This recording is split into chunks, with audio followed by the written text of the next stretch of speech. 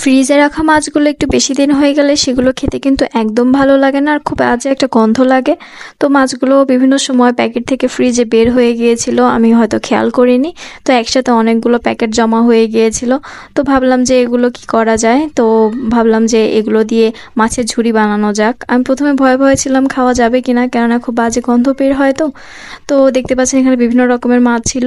এরপর আমি ফ্রাই প্যানে তেল নিয়ে নিয়েছি, তেলটা গরম করে ভেতরে শুকনো মরিচ, কাঁচামরিচ, পেঁয়াজ এবং পেঁয়াজটা একটু স্বচ্ছ হয়ে আসলে তার ভেতরে পাঁচফোড়ন এবং জিরা দিয়ে দিয়েছি।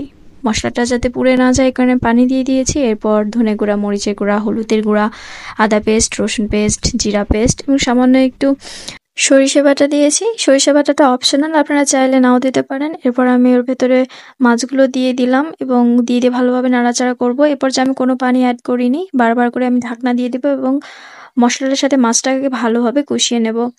এরপর আমি এর ভেতরে দিয়ে দেব হচ্ছে গন্ধরাজ পাতা। এখানে বিভিন্ন এলাকায় বিভিন্ন নামে বলে, আপনাদের এলাকায় এই পাতাকে কি নামে বলে আমাকে কিন্তু জানাতে ভুলবেন না। আমাদের এখানে গরিলের পাতা বা গন্ধরাজ পাতা এরকম নামেই ডাকে। এরপর আমি ঢাকনাটা দিয়ে দিলাম এবং এই পাতার যে একটা আলাদা একটা স্মেল আছে এটা মাছের সাথে মিশে যাবে এবং অনেকদিন ফ্রিজে থাকার কারণে মাছের যে একটা গন্ধ হয়েছিল সেই গন্ধটা আর থাকবে না। এভাবে কিন্তু পচা মাছ ঝুরি করা হয়, গ্রাম অঞ্চলে এই খাবারটা অনেক প্রচলন আছে। এরপর আমি ভালোভাবে চামচ দিয়ে নাড়াচাড়া করে মাছগুলো একদম ভেঙে ভেঙে নেব। এরপর পানি দিয়ে দিলাম। এ পর্যায়ে আমি পানি ব্যবহার করেছি এতক্ষণ পরে।